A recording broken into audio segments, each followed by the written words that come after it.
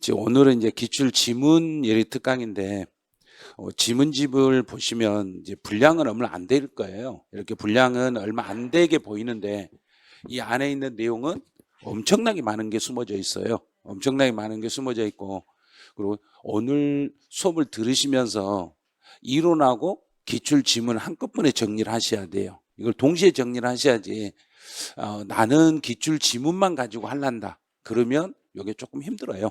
기출 지문만 가지고 하시면 안 되고, 이제 잠깐 보여드릴게요. 이제 처음에 이제 조세 총론부터 이렇게 시작을 할 거예요. 오늘은 조세 총론, 취득세, 등록면허세, 재산세까지 해서 지방세가 다 끝날 거예요. 근데 혹시 강의를 하다가 지금부터 6시가 넘어가면 중간에 끊을 거예요.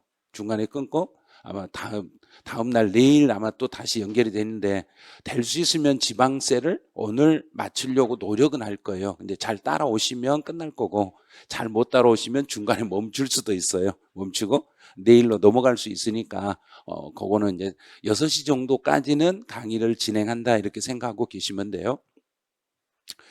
이제 첫 번째 첫 번째 여기에 페이지수 보면은 4페이지하고 저 위에 나오죠. 이제 페이지수 4페이지 나오면 먼저 어떤 걸 공부를 하셔야 되냐면, 그 오른쪽에 보시면 그 딱 페이지수 오른쪽에 날개들이 있어요. 표로 묶어 놓는 거. 그 표로 만들어 놓는 것 중에서 그걸 먼저 정리를 하셔야 돼요. 그 부분을 정리를 해야만 기출 지문이 보여요. 먼저 그 기출 지문부터 보면 안 돼요. 순서를 반드시 이렇게 해요. 이 박스에 있는 내용을 정리를 한 다음에 그 다음에 기출 지문으로 정리를 하셔야 돼요. 이렇게 나가야지. 그리고 또 정리를 하실 때 여기서 이제 이 내용 중에서 잘 이해가 안 된 게 있으면 절대 쓰려고 하면 안 돼요. 이 교재단은 별도로 쓰시면 안 돼요. 뭔가를 새롭게 메모를 해가지고 여기에다 추가를 해버리면 안 돼요. 이걸 줄이는 연습을 하셔야 돼요.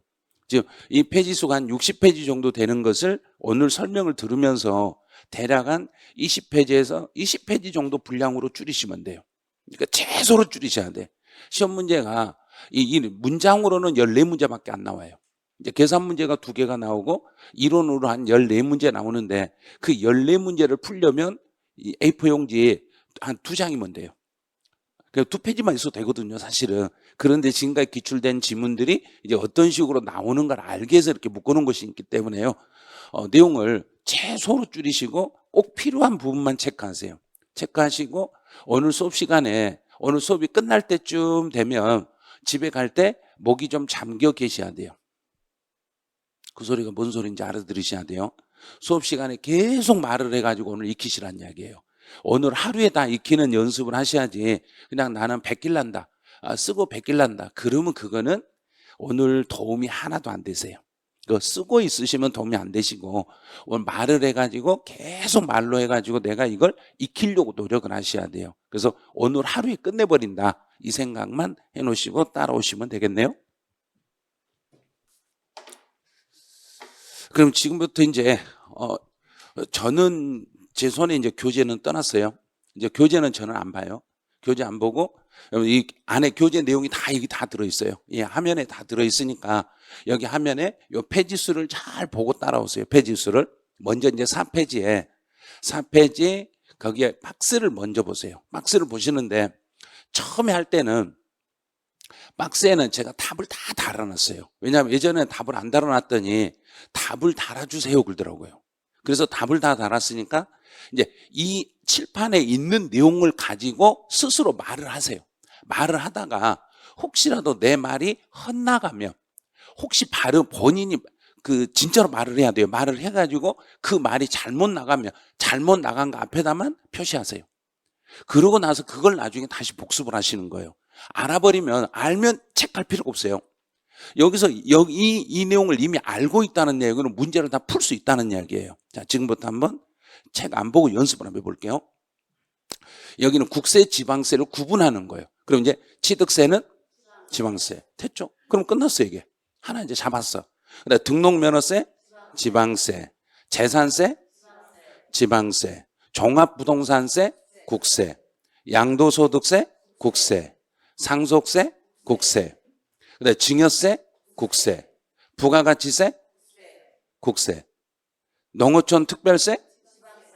자, 봐요. 자, 그러면 지금 여기다가 표시를 이제 하셔야 돼. 자, 틀리신 분들은 표시하셔야 돼요. 안 틀리신 분은 체크할 필요 없고, 틀리신 분만. 옆 사람 때문에 내가 틀렸다. 그래도 체크하세요. 그래도. 자, 농어촌 특별세는, 자, 이제 어떻게 이제 암기하느냐 알려드릴게요. 농어촌 특별세는 국가가 받아가지고 농어촌을 위해서 특별히 쓰는 돈이에요.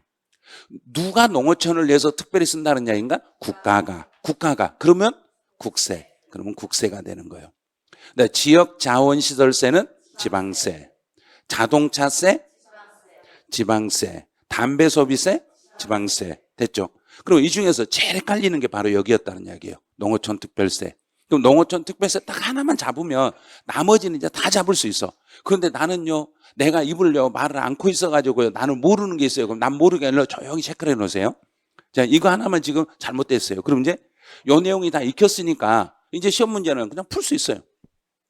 봐요. 양도소득세와 부가가치세는 뭐에 속하는가? 국세. 그럼 국세예요, 이게. 자, 그냥. 됐죠? 취득세나 등록면허세나 재산세는 지방세네. 상속세와 증여세는 국세. 종합부동산세 국세. 자, 여기까지 해결했어요. 그 다음에 이제 그 다음 단계로 다시 가서 이제 확인 한번 해볼게요. 다음 단계로. 자, 이제 이 부분에서 지방세 중에 요 세 개요. 이 세 개 중에서 과세권자를 이제부터 또 연습하셔야 돼요. 과세권자. 그럼 취득세 과세권자는 누구라겠는가? 특광도. 그럼 이제 여기가 특광도가 돼야 돼요.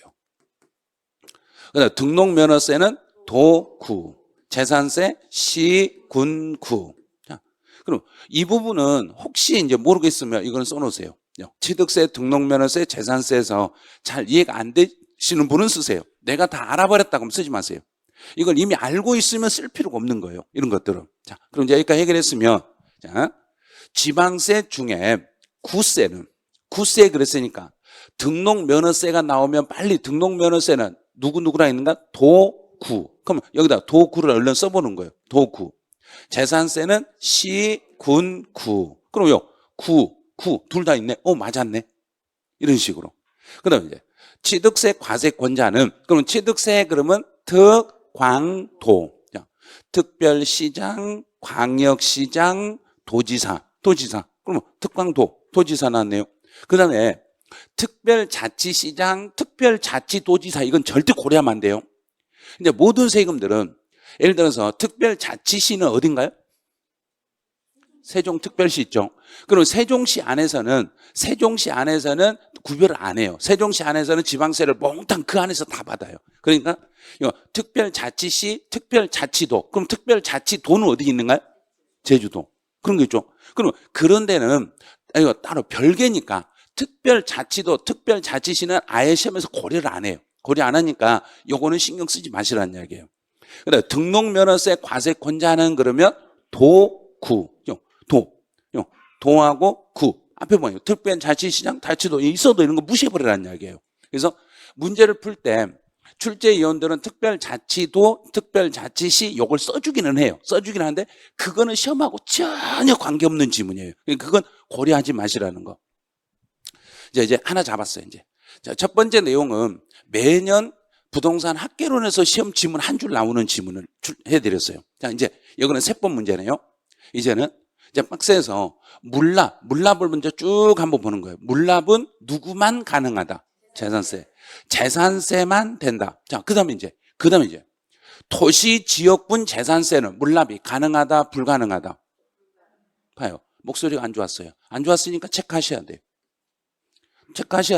근데 우리 배울 때 어떻게 배웠냐면 재산세 뒤에 가로해가지고 재산세 가로해서 도시지역분 재산세를 포함한다, 포함하지 않는다. 자, 그렇게는 공부를 했는데 이렇게 딱 나오니까 저거 뭐 새로운 것 같은데요. 도시지역분 재산세도 누구하고 똑같다는 얘기인가? 재산세하고 똑같은 거예요. 그럼 여도 물납이 가능합니다. 나머지는 안 됩니다. 이렇게 가는 거예요. 자, 이제 여기까지 됐으면 이제 물납하고 관련된 지문이 어떤 형태로 문제가 나오는지를 이제 보셔야 돼요. 재산세 딱 나오는 순간 도시지역분 재산세는 포함. 자, 이걸 지금 모르셨던 거예요. 그러면 여기다가 이 포함에다가 이렇게 동그라미를 쳐놓으셔야 돼요. 여기다가 포함만 동그라미 딱 치시면 돼요. 다른 건 체크하면 안 돼요. 문장 지문에서, 자, 1번 지문에서 도시지역분 재산세 포함이라는 것만 체크하세요. 그 다음에 이제 물납을 할 때는, 물납은 재산세는 얼마가 넘으면 물납을 허용할 수 있고, 1,000만 원 틀렸어요. 1,000만 원 초과. 여기 지문을 초과라는 지문을 모르시면 문제를 어떻게 내버리냐면 1,000만 원인 경우는 이렇게 내버려요. 그러니까 절대 1,000만 원 이러면 안 돼요. 1,000만 원 초과.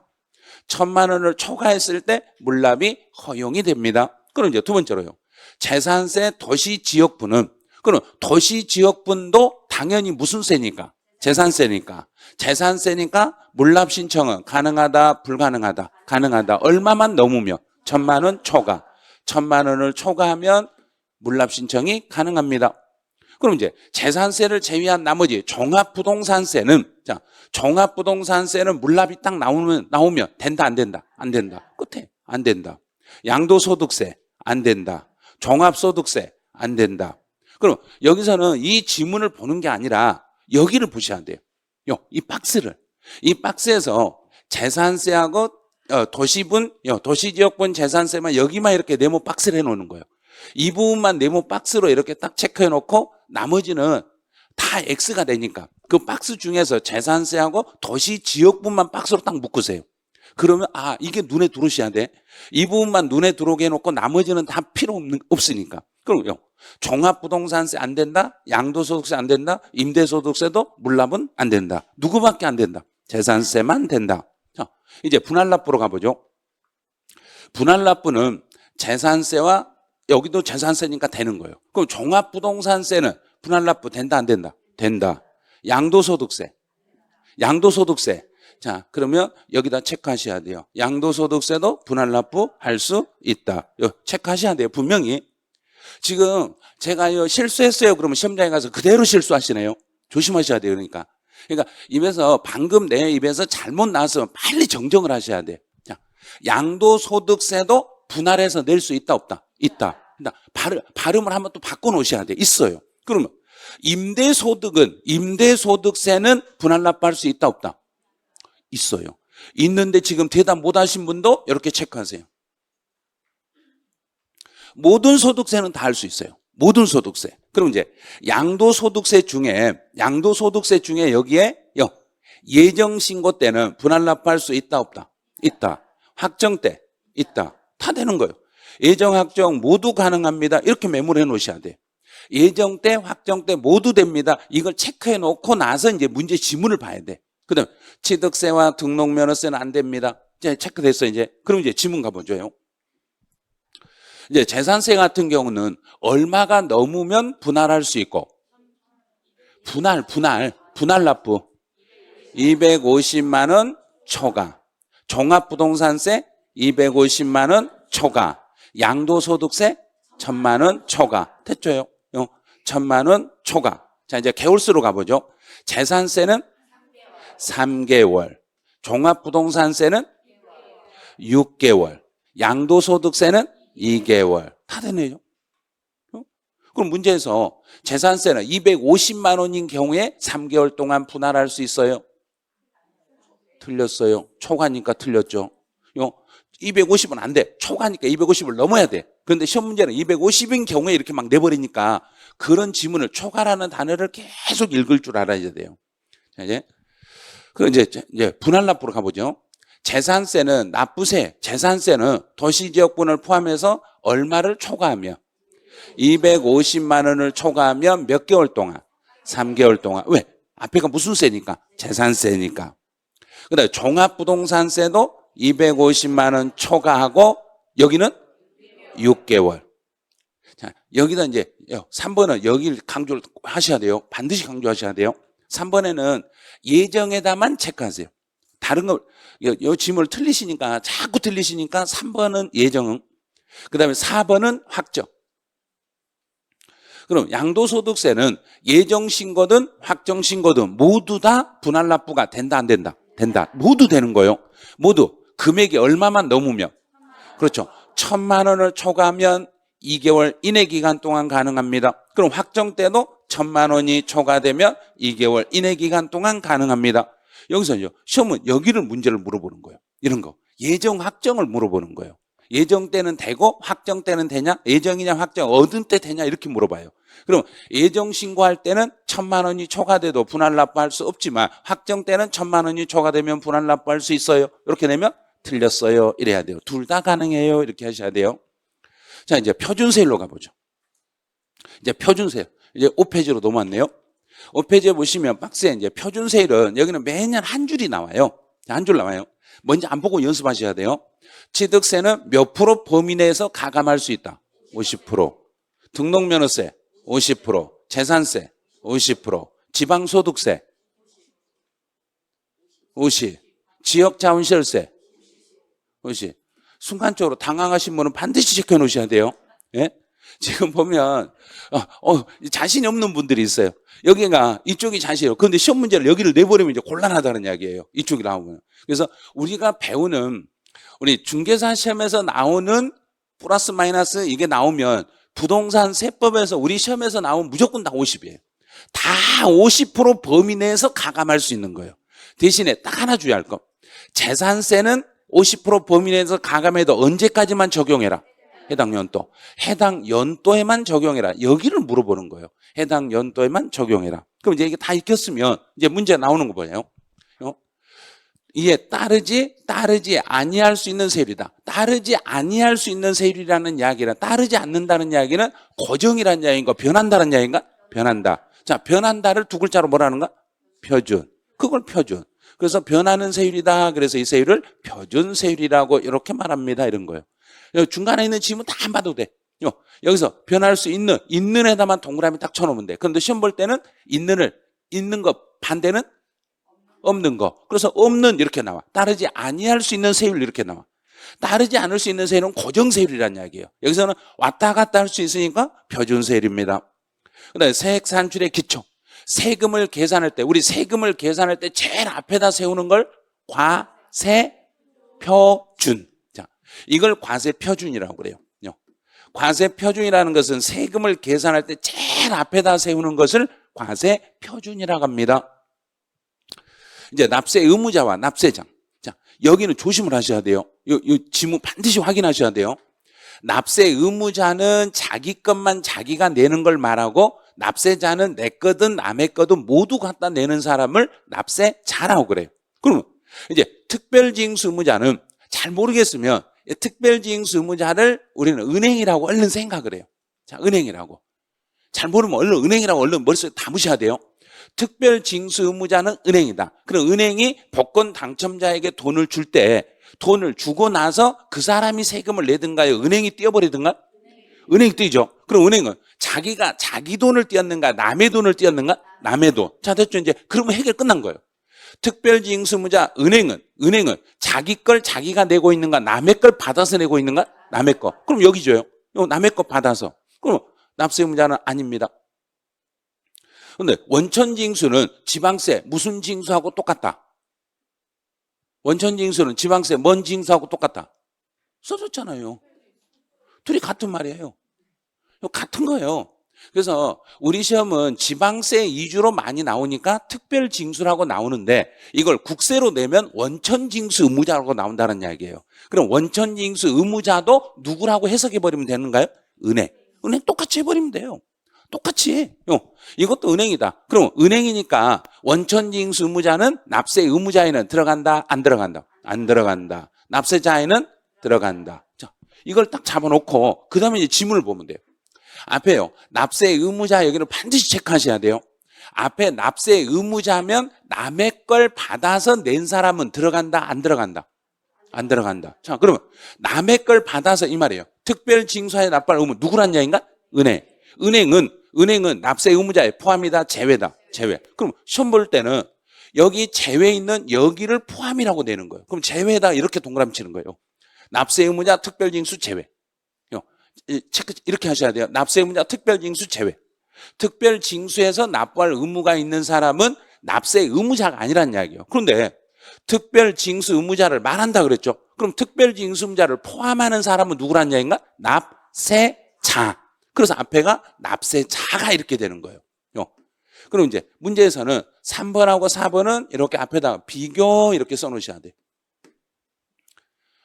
올해는 시험이 제가 이제 그 최근에 시험 봤던 공인행위사 기출문제 분석표를 한번 나눠드렸을 거예요. 거기 보시면 상호 비교되는 것은 철저하게 공부를 하셔야 돼요. 올해는 어떻게 쓰냐면 특별 징수하여 납부할 의무는 납세 의무자에는 포함하지만 납세자에는 포함하지 않습니다. 틀렸어요. 반대로 지금 말했어요. 이렇게 시험을 내버린다니까 올해는. 그러니까 반드시 무엇과 무엇이 비교되는가를 꼭 잡아드릴 테니까 비교되는 건 반드시 체크를 해 놓으셔야 돼요. 그래서 납세 의무자에는 특별징수 의무자가 들어간다 안 들어간다? 안 들어간다. 납세자에는 들어간다. 그래서 앞에 문제 지문 주고 뒤에 또 반대 지문을 또 주는 거예요. 그래서 두 개를 혼용해서 문제를 많이 내니까 요걸 두 개를 묶어서 낼 확률이 크다는 이야기예요. 이제 지방자치단체 뭐예요? 지방세와 체납처분비 요 두 개를 더해서 지방세와 체납처분비를 더해서 지방자치단체가 걷어가는 돈이요. 걷어가는 거. 걷어가는 금액을 세 글자로 그렇죠. 징수금. 그래서 이걸 징수금이라고 그래요. 그다음 6번은 세무공무원이 이 말 나오네요. 세무공무원이 고지서를 발급했네. 그리고 세무공무원이 고지서를 보내가지고 세금을 걷어가는 것을 우리는 무슨 징수 그런가? 야, 이걸 보통징수라고 그래요. 이런 걸 보통징수. 그럼 정부가 세금을 계산해가지고 우리 국민들에게 고지서 보내서 세금을 걷어가는 것을 보통징수라고 하겠습니다. 이런 식으로. 자, 그다음 이제 편의상. 자, 그러면 앞에 6번하고 7번을 반드시 비교하세요.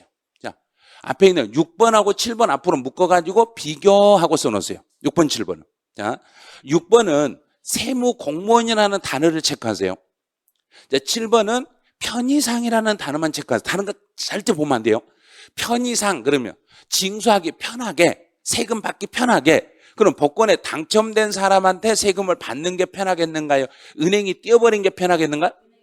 자, 은행이 띄는 방식을 무슨 징수 그랬는가? 특별징수. 그래서 이거를 특별징수라고 그래요. 그래서 문제에서는 반드시 특별징수와 보통징수는 서로 비교해서 문제를 내는 거예요. 상황에 따라서 어떨 때는 보통징수, 어떨 때는 특별징수. 근데 이번 이제 그 다른 타 시험에서는 보통징수하고 신고납부를 비교해서 문제를 냈어요. 신고납부, 보통징수. 그럼 신고납부는 누가 하는 거고? 내가 하는 거고. 보통징수는 정부가 해주면 보통징수, 내가 신고하면 신고납부. 은행에서 돈을 띄어버리면 특별징수. 특별징수가 세금 받기 제일 편한 게 무슨 방식인가? 특별징수요. 제일 편한 건 특별징수예요. 돈 떼어버린 거, 돈 줄 때 세금 떼어버린 게 제일 편하죠? 이렇게 얼른 몇 딱 담아 놓으셔야 돼요. 그 다음 이제 8번에서 의무라는 단어가 나오면 의무를 성실히 이행하도록 하기 위해서 그러면 의무라는 이야기는 반드시 해야 되는가요? 안 해도 되는가? 반드시 해야 되는데 할 일을 안 했어. 제가 이제 정부요. 그런데 여기서 공부를 해야 되는 거 우리 반드시 해야 되는가요? 안 해도 된가요? 시험 보려면 반드시 해야죠. 그럼 안 하면 제가 가서 꿀밤 하나씩 때려도 되겠는가 안 되겠는가? 되죠. 왜 되잖아. 의무를 이행 안 했으니까 의무를 성실히 이행하지 않으면 정부는 납세자를 박아버릴 수 있어. 이걸 뭐라는가? 가산세라는 거예요. 그래서 언제나 가산세라는 단어가 딱 보이면 앞에 가산세에다 밑줄 그어 놓으시고 여기만 이렇게 동그라미 치세요. 다른 지문 한 개도 안 보시면 돼. 자, 가산세라는 단어가 앞에 딱 나오면 바로 무슨 글자만 있으면 그거는 무조건 맞는 지문이다. 의무 끝. 다른 건 절대 바꿀 수가 없는 지문이에요. 자, 의무라는 단어만 나오면은 앞에는 가산세입니다. 의무를 이행하지 않았을 때는 정부가 벌칙으로 뭘 물려버리겠다는 이야기인가? 가산세를 물려버립니다. 그럼 이제 좀 있으면 이제 가산세가 몇 프로인가 이걸 익히셔야 돼. 자 볼게요. 이제 면세점과 소액징수 면제로 이제 가보죠. 자, 여기는 반드시 양쪽에 하나씩 돌아가면서 나오는데 작년 시험은 여기를 냈어. 그럼 올해는 이쪽을 내게 돼 있어요. 돌아가면서 내니까. 면세점이라는 것은 일정 금액 이하라고 하든가요, 미만이라 하든가? 이하. 소액징수 면제는 그 세액 미만. 자, 여기는 미만이 들어가고 여기는 이하가 들어가요. 자, 이하하고 미만 차이점 잘 생각하셔야 돼요. 이하는 그 금액을 포함한다, 포함하지 않는다? 포함한다. 미만은 포함하지 않는다. 그러면 취득세는 면세점이라고 있는데 취득 가액이 50만 원 이하. 연부금으로 잡을 때는 전체 금액이 50 이하다. 매번 지급한 게 50 이하다. 자, 그러면 틀리신 분 여기 체크하세요. 연부금 총액으로 판단하는 거예요. 시험 볼 때 여기 놓치면 안 돼요. 이제 왜 이걸 주의하시냐면 우리 취득세 과세 표준을 신고할 때, 내가 취득세 신고할 때는 연부로 취득하면 전체로 신고해라. 매번 지급액으로 신고해라. 매번 지급액으로 신고하되 면세점을 따질 때는 매번 50이다. 전체 50이다. 전체. 어떻게든지 정부가 국민들에게 세금을 깎아주려고 한다. 안 깎아주려고 한다. 안 깎아주려고 하는 거예요. 그래서 매번이 아니라 전체 금액이 50 이하면, 총액이 50 이하면 면세점으로 세금을 부과하지 않습니다. 그래요. 그 다음에 여기에다가 이제 좀 있으면 하나 더 나올 거예요. 뭐가 나오냐면 인접한 토지나 건물을 계속 반복으로 거래할 때는 몇 년 동안 거래한 것을 한 건의 거래로 본다. 1년. 그런 걸 계속 익히셔야 돼요. 이제 소액징수 면제는 그 세금의 액수가, 재산세로 납부할 세금의 액수가 얼마가 안 되면 2,000원. 자, 이거 잘못하시면 체크하셔야 돼요. 이거 실수라는 거 용납하면 안 돼요. 시험 볼 때는 실수라는 거 없어요. 잘못하면 내가 지금 잘못 알고 있는 거예요. 빨리 내가 실수했다 그러면 실수라 하지 말고, 이거 잘못 알았으니까 빨리 바꿔야 되겠다. 다시 한번 바꿀게 드릴게요. 재산세는 얼마가 안 되면 징수하지 않는다. 2,000원 미만. 그러면 2,000원짜리는 징수 안 한다? 한다. 미만이니까 2,000원부터는 징수하겠습니다. 이렇게. 자, 가보죠. 앞에가 면세점 하고 딱 나오면, 면세점 나오면 다른 지문은 한 개도 필요 없어요. 면세점 나오면 다른 거 다 볼 필요 없고 여기만 보면 돼요. 자, 일정 금액 이하. 그런데 여기다 일정 금액 미만이라고 써버린다는 이야기예요. 여지문은. 그러니까 잠깐 실수할 수 있어요. 요게 과거 15회 추가 시험에 이걸 50만 원 미만이라고 써버렸어요. 출제위원이. 원래 50만 원 이하인데. 그래서 복수정답 처리가 됐어요. 이게요. 이 부분이 이하가 들어가요. 면세점은 이하가 들어가고 소액징수 면제는 미만이 들어가는 거예요. 그 기억을 해놓고 있어야 돼요. 이제 유통과세와 보유과세로 가보죠. 유통과세와 보유과세는 이 부분은 매년 1차 부동산 학개론에서 한 문제가 나와. 자, 안 보고 하세요. 안 보고. 반드시 안 보고 연습을 하셔야 돼요. 자, 취득세는 취득, 보유, 양도 3단계 중에 어디? 취득. 등록면허세, 취득. 재산세, 보유. 지역자원시설세, 보유. 종합부동산세, 보유. 지금 이상한 발음이 지금 두 분 들렸어요. 예? 본인들은 스스로 그냥 딱 체크해 놓고 있어야 돼요. 야? 이게 종합소득세라고 착각한 거예요. 그러니까 그거는 실수라고, 본인이 실수라고 그래. 그럼 시험장에서도 나는 이걸 종합소득세 읽어버려. 그러니까 절대 실수가 아니라 잘못 본 거예요. 내가 틀린 거예요. 틀렸으니까 빨리 수정하셔야 돼. 종합부동산세는 보유, 양도소득세는 양도. 자, 이제 조심. 자, 이제부터 조심할 거. 종합소득세는 취득과 보유와 양도 중에 어디에 속한다? 보유와 양도. 근데 얼버무린 사람이 있어, 지금. 대충 따라가려 하신 분이 있어. 따라가시면 안 돼, 이거는. 왜냐하면 종합소득세에서 보유 단계는 임대소득이 있다는 이야기예요. 자, 임대소득. 임대소득에는 보유. 양도소득은 양도. 그러면 양도했는데 양도소득에 대해서도 종합소득세 나올 수 있는 거 없는가요? 있어요. 어떤 사람? 사업성이 있는 사람. 그렇죠. 양도를 했는데 양도소득인데 여기는 사업성이 있으면은 종합소득세로 바뀌어버리고, 사업성이 없으면 양도소득세로 세금 이름이 바뀌는 거예요. 그다음 이제 상속증여는 상속세와 증여세는 취득, 보유, 양도 중에 어디에 속하는가? 취득. 다 됐죠? 그럼 이제 여기만 강조를 해 놓으시면 돼. 이제 종합소득세만. 다른 건 다 풀 수 있는데 종합소득세가 상당히 까다로워요. 시험 볼 때는. 그다음 이제 지방교육세. 지방교육세는 어느 단계와 어느 단계에 나온다? 취득과 보유. 지금 모르신 분 있어요? 자, 취득 단계는 지방교육세는 취득세와 등록면허세와 재산세에 붙는 세금이에요. 취득세와 등록면허세와 재산세 각각 20%씩 지방교육세가 따라가요. 그러면 취득 단계, 보유 단계. 지방의 소득세는 보유와 양도. 그럼 어떻게 생각하냐면 지방소득세는 소득세와 똑같이 움직인다 이렇게 생각하시면 돼. 자, 그럼 이제 소득세 다시 볼게요. 소득세는 양도소득세는 종합소득세니까 보유와 양도니까 소득세가 보유 양도에서 움직였으니까 지방소득세도 보유와 양도에서 움직일 수 있어. 자, 이제 농어촌에 계신 부모님은 여기가 아침, 점심, 저녁이요. 그러면 농어촌에 계신 분은 아침하고 저녁만 생각한다, 낮에도 생각한다. 하루 종일 모두 생각한다. 그러면 모두 필요하다. 농어촌은 무조건.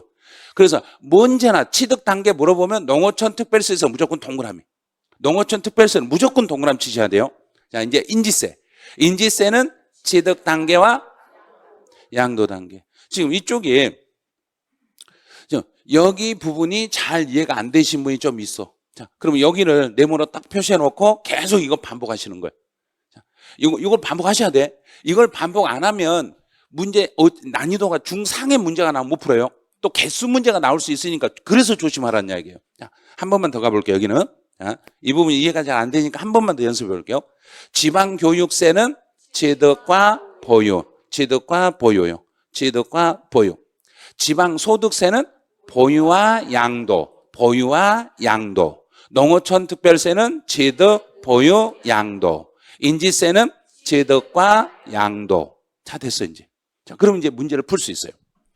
취득 단계에서 나올 수 있는 것은 계속 익히셔야 돼. 취득 단계에서 나올 수 있는 세목은 취득세와 등록면허세와 상속세와 증여세, 지방교육세, 농어촌 특별세, 인지세 이런 게 있어. 그러면 이 중에서 여기서 착각하면 안 되는 게 여기. 자, 이거 지방교육세. 지방교육세는 취득 단계에서 나와. 자, 보유 단계에서는 재산세, 종합부동산세, 종합소득세, 지역자원시설세, 지방교육세, 지방소득세, 농어촌 특별세. 자, 그러면 여기에서는 이제 착각하면 안 돼요. 이 부분요. 제일 많이 틀리세요. 종합소득세는 보유 단계에서 나올 수 있어요. 임대소득. 그 다음에 또 하나가 지방교육세와 지방소득세 둘 다 보유 단계에서 나올 수 있어요.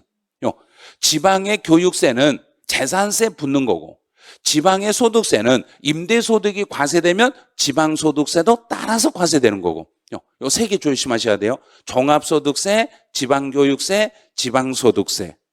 그 다음에 양도 단계에서 나올 수 있는 것은 양도소득세, 종합소득세, 지방소득세, 농어촌 특별세, 인지세. 자, 그럼 이 부분에서는 주의할 게 양도 단계에서는 조심할 게 이거예요. 종합소득세. 종합소득세도 양도 단계에서 나오고 그 다음에 또 하나 지방소득세. 지방소득세도 이것도. 그럼 여기서 국세인 소득세가 과세되면 당연히 지방세인 지방소득세도 나와. 그럼 여기도 국세인 종합소득세가 과세됐으니까 지방세인 지방소득세가 과세되겠습니다. 다 필요한 것들만 이렇게 체크하세요. 헷갈리기 쉬운 것만 그것만 체크해놓고 계속 반복하시면 돼요. 이제는 서류 송달로 가보죠. 이제 6페이지로 넘어가네요. 서류의 송달. 그럼 서류 송달은 제일 먼저 봐야 될 게 연대 납세 의무자에게 서류를 송달하는 거. 연대 납세 의무자. 그럼 연대라는 것은 이 안에 여러 사람 있으면 그 여러 사람 중에 한 사람인가요? 모두란 얘기인가요? 모두 동일한 책임을 지는 게 연대 책임이에요. 그럼 동일한 책임을 지는 연대 책임이 있는데 일반 서류는 중요한 서류다, 안 중요한 서류다? 안 중요합니다. 그러면 연대 납세의무자에게 서류를 송달할 때 일반 서류는 누구에게 송달한다? 자, 둘 중에 하나. 대표자에게 송달한다, 각각에게 송달한다. 그냥 때려 맞췄는데 맞았어요. 대표자에게 송달. 안 중요한 건 대표자. 모두에게 줄 필요 없어요. 모두에게 줄 필요 없이 안 중요한 건 대표자. 그다음에 납세의 고지와 독촉. 납세의 고지와 독촉은 중요하다, 안 중요하다? 중요하다. 중요하니까 여기 뒤에 각각 있네. 각각 있으니까 앞에는 그렇죠. 모두에게 각각. 모두라는 단어를 이렇게 체크하시면 돼요. 납세 고지와 독촉에 관한 서류는 모두에게 각각 송달합니다. 자, 그럼 이제 지문이 시험 문제 지문은 이런 거예요. 연대 납세의무자에게 서류를 송달하려면 아무 말이 없죠. 아무 말 없으니까 누구에게 그래야 되는가? 대표자에게. 대표자 없으면 서류 송달 안 한다? 한다. 그러면 이 중에 대표자가 있으면 대표자한테 보내고 대표자가 없으면 딱 봐가지고 제일 만만한 사람한테 그냥 줘버리면 돼. 그냥 눈에 띄는 사람한테요. 그러면 유리한 사람. 그러면 지방세를 징수하기 유리한 자는 좀 까칠하다는 이야기인가? 만만하다는 이야기인가? 만만한 사람한테 딱 줘버린다는 이야기예요. 예. 이건 시험에 안 나와요. 이건 안 나와요. 자, 이제 2번은 여기는 조심하셔야 돼요. 이거는 시험 문제 출제되는 지문이니까. 자, 2번은 납세 고지. 자, 세금 고지서는 중요하다, 안 중요하다? 중요하다. 그러면 연대 납세의무자가 그 중에 한 사람만 알아야 된다? 모두 알아야 된다? 모두. 그러면 연대라는 이야기는 하나의 세금을 모두 똑같이 알아야 돼. 그러면 똑같은 세금 고지서가 납세 고지서는 세금 고지서는 누구에게 각각 송달해라 그랬는가? 모두에게 각각 송달해라 이렇게 되는 거예요. 여기가 중요한 단어예요. 납세 고지라는 단어가 중요한 거예요. 그다음에 혹시라도 독촉이 나오면 납세 고지나 독촉장하고 똑같다고 생각하세요. 납세 고지나 독촉도 누구에게 보낸다? 모두에게 각각 송달하겠습니다. 그다음 이제 송달할 때 납세 관리인이 있으면 이거는 그냥 3번은 그냥 읽어버리세요. 납세 관리인이 있으면 누구에게 서류를 갖다 주면 되겠는가? 관리인에게. 그러면 상속 관리인이 있으면 누구에게? 상속 관리인에게. 관리인이 있으면 그냥 관리인에게 주면 돼. 그걸 오답으로 내진 않아요. 자, 이제 4번 앞에다 개정하고 쓰세요. 올해 보면 개정된 건 제 칠판에다 개정이라고 이렇게 빨간색으로 표시해 드릴 거예요. 그러면 그걸 반드시 써놓으셔야 돼요. 자, 이제 교정시설이나 국가 유치장에 구속됐다. 자, 체포돼가지고. 구속, 유치된 사실이 확인된 경우에는 그럼 이제 구속이 됐다고 여기다만 구속이라고만 이렇게 딱 체크해 보세요. 그럼 지금 집에 있는가요? 깜빵에 있는가요? 깜빵에 있어. 그러면 집으로 서류를 갖다 줘야 되는가? 깜빵으로 갖다 줘야 되는가? 그러면 그 사람 깜빵에는 그 사람 이름으로 보내면 그 사람이 받는 거 못 받는가? 못 받아. 안 돼. 절대 안 돼요. 그 사람 이름으로 보낼 수는 없어요. 그 깜빵의 장한테 보내셔야 돼. 그리고 경찰서장, 유치소 서장, 장에게요. 자, 여기요. 그 해당 교정시설의 교도소 장에게 또 경찰관서의 서장, 경찰서장에게 그 당사자에게 보내면 안 돼. 당사자에게 보내는 게 아니라 경찰서장한테 보내가지고 경찰서장이 전달하게 만들어줘야 돼. 또 교도소로 보낼 때는 교도소 서장한테 보내가지고 그 사람한테 전달하도록 이렇게 해주셔야 돼요. 그 당사자에게 확인된 경우에는 그 당사자에게 송달하는. 그러면 안 돼. 당사자가 아니라면 조심하셔야 되고요. 교정시설의 장이나 경찰관서의 장에게 송달하겠습니다. 이 부분은 올해 신설된 지문이에요. 신설됐으니까 조심하시고. 이제 교부 송달에 관한 송달. 교부라는 것은 뭘 교부라는가? 나눠주는 거. 직접 갖다 놔. 그럼 제가 이 서류를 들고 직접 납세자를 찾아다니면서 일일이 하나씩 집집마다 방문해서 전달해 주는 것을 교부 송달이라고 그래. 자, 송달을 받아야 할 자 원칙. 자, 원칙.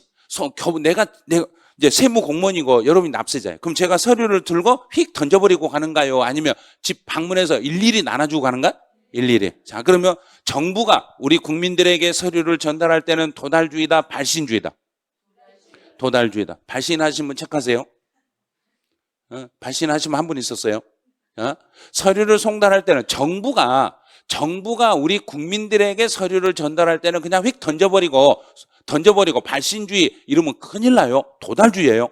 그 사람 손에 도착하게 해줘야 돼요. 그래서 그 장소에 뭐 할 장소에 송달을 그랬는가?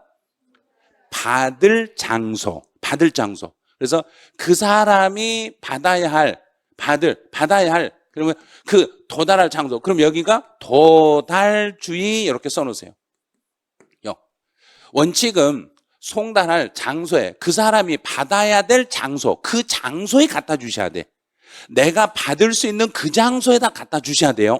그러면 이 지문을 시험 문제를 낼 때 우리 국민들은 정부에게 서류를 전달할 때는 발신주의다, 도달주의다. 발신, 던지면 돼. 그냥 너 받아라 하고 휙 던져버리면 돼. 그러면 상대방이 받든지 말든지 우리는 신경 안 써. 그런데 정부가 우리 국민들에게 서류를 보낼 때는 반드시 도달주의가 되셔야 돼요. 자, 그런데 그죠? 송달을 받아야 될 자가 송달 받기를 거부하지 않으면, 자, 여기서 주의할 것은 이거예요. 송달을 받아야 할 자, 송달을 받아야 될 그 사람. 그러면 제가 만약에 송달을 받나 봐요. 제가 송달을 받아야 되는데 제가 오늘 김포학원이 제 집인 게 아닌가요? 아니에요. 제 집 아니에요. 그런데 제가 김포학원에서 강의하고 있는데 세무 공무원이 우연히 김포학원에 왔다가 나한테 서류를 전달하려고 하네. 그래서 혹시 여기서 서류 송달을 받으실래요? 물어봤어. 여기서 받으실래요? 그랬더니 아니요, 제가요 강의하면서 정신없고요. 오늘 수업 끝나면 제가 정신이 왔다 갔다 해서요 서류를 분실할 것 같아요. 안 돼요. 그럼 줘야 된가 안 줘야 된가? 안 줘야 돼. 왜? 내가 받을 장소다 아니다. 아니죠. 내가 받을 장소가 아니었으니까 나는 거절할 수 있어. 그런데 송달을 받아야 될 자가 거부하지 않으면 네, 주세요. 그럼 다른 장소에서 교부할 수 있어요. 교부할 수 있어요. 다른 장소에서 교부할 수 있어요. 뭐 하지 않으면? 거부하지 않으면. 누가? 받을 사람이.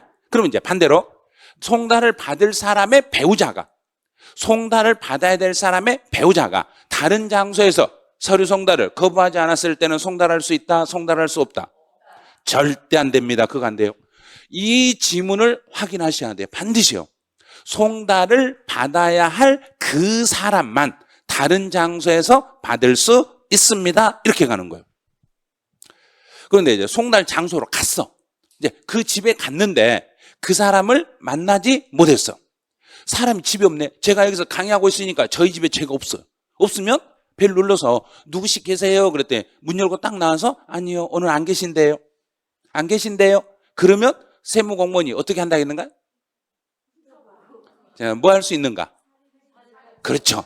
자, 그 다음에 여기가 사리를 분별할 수 있는 사람이 있으면 그 사람에게 주면 돼.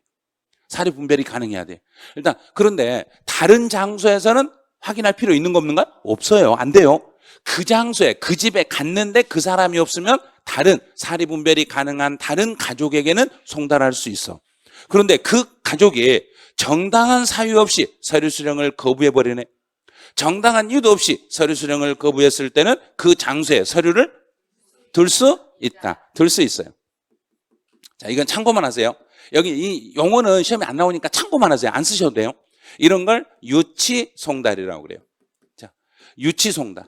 유치한다 말, 그 장소에 취한다. 그 장소에 둬버린다 이 말이에요. 그 장소에 두고 갈 수 있는 송달이다. 그러면 만약에 이제 문제를 낼 때 이렇게 내요. 송달할 장소에서 여기를 내요. 그 사람을 만나지 못했을 때. 송달할 장소에서 그 사람을 만나지 못했을 때는 장소에 두고 갈 수 있다. 생각하지 마세요. 안 돼요. 사람이 없잖아요. 사람을 만나야죠. 사람을 만나기도 전에 그냥 두고 가버리면 안 돼. 배를 눌렀는데 사람 없어. 그럼 문틈에다 꽂아놓고 가면 된다 안 된다? 절대 안 돼요. 그거는 만약에 그 집에 갔더니 그 사람은 없고 다른 가족이 있으면 다른 가족에게 전달할 때는 그냥 전달해라. 사리 분별이 가능한 사람에게 전달해라. 사리 분별이 가능한 사람에게 전달하시고 그 사람이 거부하며 정당한 이유도 없이 서류 수령을 거부했을 때는 그때는 두고 갈 수 있습니다. 그때는 그 장소에 둘 수 있습니다. 이렇게 되는 거예요. 그래서 서류 송달 같은 경우는 시기적으로 문제가 많이 나올 수밖에 없어요. 지금 이런 게 지금 많이 이슈가 되다 보니까 이런 게 많이 이런 지문을 그래서 공인행사 시험에서도 여기가 한 문제가 나왔었어요. 이제 5번부터 이제 연습해 보죠. 교부에 따른 송달은 송달할 장소에서 송달을 받아야 될 장소에게 그 사람이 건네주는 거. 여기까지 맞죠? 다만 송달을 받아야 할 자 이걸 얼른 읽으셔야 돼. 그 사람이 뭐 하지 않으면, 거부하지 않으면 다른 장소에서 거부할 수 있다. 다른 장소에서 할 수 있습니다. 뭐 하지 않았을 때만. 거부하지 않아. 누가? 그 사람이. 그 받아야 할 그 사람이. 이제 해결했어요. 자, 두 번째, 교부에 의한 송달의 경우에 송달자, 서류 송달을 받아야 할 때 만나지 못했어. 그 사람을 만나지 못했다. 그러면 딱 그 다음에 두 글자만 보면 돼. 사리 분별이 가능한 사람이 있는가 봐서 이 사람이 있으면 송달할 수 있는 거예요. 만약에 멀쩡하지 않으면 주면 된다, 안 된다? 안 된다.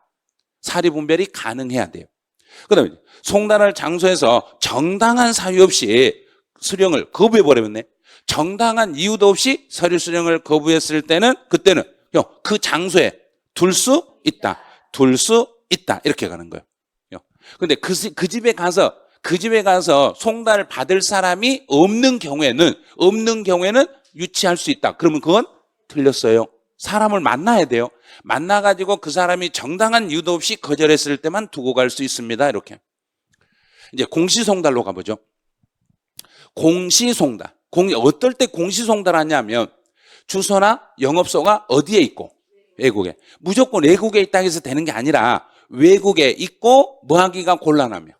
자, 이 단어를 강조하셔야 돼요. 송달하기가 곤란했으니까 공시송달로 가는 거예요. 그래서 송달하기가 곤란하면 공시송달로 가. 그런데 예를 들어서 말을 주소나 영업소가 외국에 있고 송달이 가능하다. 송달이 가능하면 뭐 하면 된가요? 교부하러 가. 어떻게 비행기 타고 외국에 갔다 오려고요? 우편으로 그냥 보내면 돼요. 우편 송달하시면. 아니면 전자 송달하든지 이메일로 혹시 요청해서 혹시 이메일로 보내도 될까요? 하고 그 사람이 승인하면 이메일로 보내주셔도 되고. 그래서 송달하기가 곤란했을 때만 공시송달. 또 우리나라에 주소나 영업소가 있는데 분명하지 않으면 찾아가는가 못 찾아가는가? 못 찾아가니까 공시송달. 우편으로 보냈는데 우체국에 찾아갔는데 집에 사람이 없네. 계속 가도 사람이 없어. 그러면 더 이상 어떻게 해요? 기한 내에 송달이 곤란하니까 공시송달. 자, 납세자 세무공무원이 몇 회 방문했는가? 2회 이상. 2번 이상 방문을 했어. 2번 이상 방문했는데 아무리 찾아가도 여러 번 가도 집에 사람이 없어. 집에 사람이 없어가지고 기한 내에 송달이 곤란했을 때는 공시송달로 가겠습니다. 이렇게. 자, 그럼 이제 문제 지문이 어떻게 나오죠? 이제 8번에서 주소나 영업소가 송달하기 곤란하네. 송달하기 곤란하다 이랬어요. 어디에 있어야 하고? 국에. 외국에 있고 송달이 곤란하면 그때 가서 공시송달. 우리나라에 주소나 영업소가 있는데 분명하지 않아도 공시송달. 이제 서류를 우편으로 보냈어. 우편으로 보냈는데 집에 사람이 없어가지고 기한 내 송달이 곤란하면 공시송달. 자, 이제 세무공무원이 몇 번 이상 갔는데? 2번 이상. 2회 이상 찾아갔는데도 집에 사람이 없어가지고 더 이상 어떻게? 전달할 방법이 없으면 공시송달이에요. 근데 이거는 어디가 개정이 됐냐면 개정된 거 있는데 개정된 거 있어도 그냥 무시하세요. 요거는 어디가 개정됐냐면 여기를 개정했어요. 이제 내가 오늘 갔어. 자, 오늘 가고 예를 들어서 금요일 날 갔다 와. 예를 들어 볼게요. 자, 제가 금요일 날 그 집을 방문했어. 그런데 텀이 내가 처음 방문한 날과 마지막 방문한 날 사이의 기간이 3일이라는 시간 텀이 있어야 돼. 텀이. 그럼 금요일 날 제가 갔어. 그럼 금요일 날 갔으니까 토요일, 일요일, 월요일. 이 날짜도 공무원 지금 일하는 거 안 하는가? 월요일 내일도 안 해요. 대체휴일이라. 대체 공휴일 안 한다니까요. 그러면 화요일이죠. 그러면 그 공휴일은 빼고 화요일, 수요일, 목요일이 지난 다음 그 다음에 가야 돼. 이런 식으로. 자, 그래서 이게 예전에는 그냥 여기를 공휴일이라고만 썼어요. 그런데 공휴일, 대체 공휴일, 토요일, 일요일은 공무원 일 안 하니까 일 안 한 날 빼고 일 안 한 날 빼고 일하는 날로 텀이 며칠이 사이가 있어야 되고 3일. 일하는 날로 3일. 이건 시험 문제 내는 거 아니에요. 시험 내는 거 아니니까 개정은 됐는데 그냥 참고만 하세요. 이 부분은. 이제 송달 효력. 이건 놓치면 안 돼요. 여기는 놓치시면 안 돼요. 교부 송달이라는 것은 내가 직접 갖다 주니까 그 사람 손에 뭐 하면 지어준다. 도달. 도달할 때 효력이 생기는 거고, 우편 송달도 내 대신 우체국에서 갔으니까 도달. 여기도 도달. 도달할 때 효력이 생깁니다.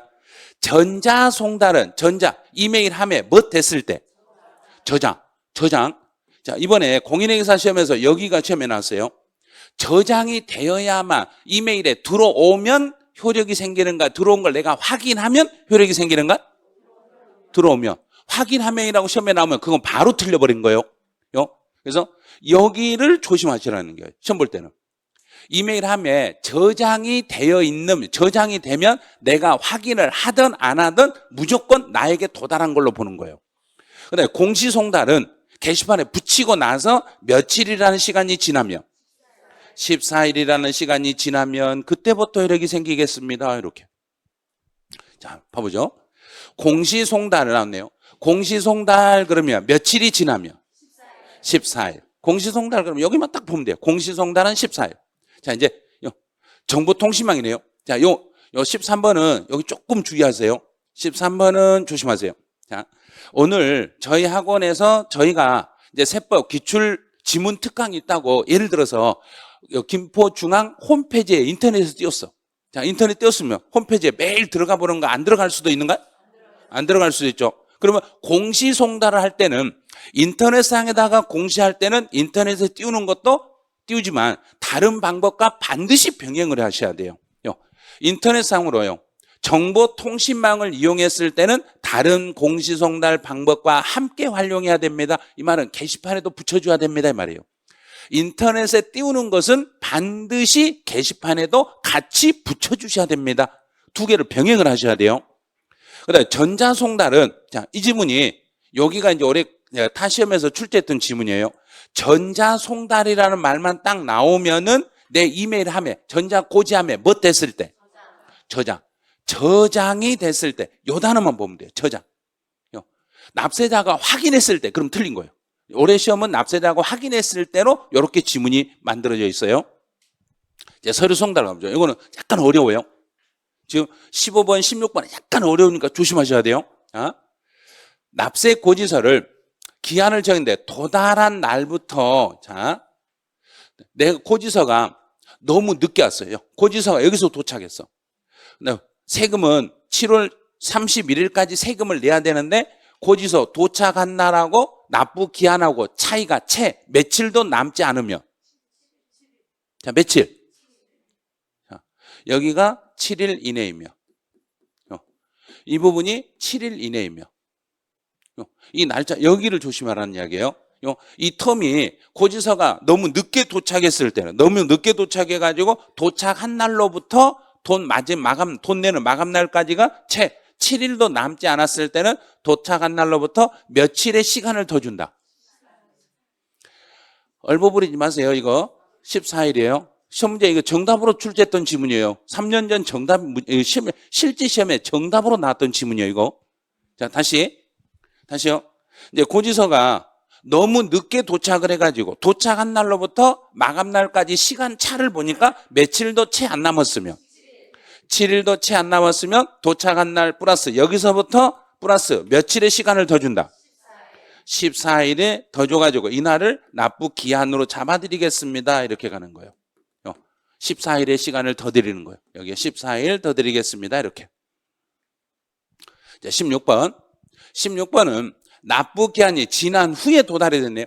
그러면 고지서가 7월 31일까지가 기한인데 고지서는 7월 31일이 넘어서 고지서가 와버렸네. 자, 넘어서 왔으니까 이때도 너무 늦게 도착했으니까 여기서도 플러스 며칠의 시간을 더 준다. 14일. 무조건 14일 더 주는 거예요. 14일의 시간을 더 드리겠습니다. 이렇게. 그래서 내가 고지서를 딱 받아보고 나니까 받고 나서 오늘부터 마감 날까지 며칠의 시간이 남았는가를 빨리 체크한다. 7일.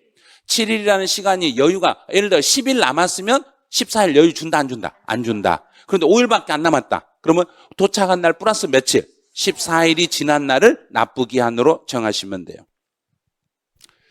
이제 납세의무의 성립시기로 이제. 자, 그럼 이제 여기까지 해서 조세총론의 1장이 끝나. 와, 여기까지 하면 더 엄청나게 많은 지문이 있죠. 이 지문들을 시험에 나오면 기껏 해봤자 5줄래. 그런데 요 많이 연습을 하셔야 돼요. 그러니까 많이 연습하는 게 다 하는 게 아니라 필요한 거 몇 줄만 필요한 것만 체크해 놓으니까 얼마 안 돼, 이제. 그럼 나중에 복습하실 때는 1시간이 걸리는 게 아니라 10분에서 15분이면 다 할 수 있어요, 이 부분은요. 이렇게 요약 정리를 하셔야 돼요. 그리고 혹시 아직 정리가 조금 덜 되시거나 하신 분 있으면 꼭 그 지문에다 메모하셔야 돼요. 메모했다가 다시 익혀주시고, 특히요, 서류 송달하고 관련된 것은 올해 한 문제 정도 나올 수 있으니까 서류 송달 이해가 잘 안 되신 분들은 그 지문을 자꾸 반복해서 읽으시면서 핵심 단어가 뭔지를 체크를 좀 해주시면 돼요. 자, 여기까지 하시고 한 10분 쉬었다가 다시 진행하죠.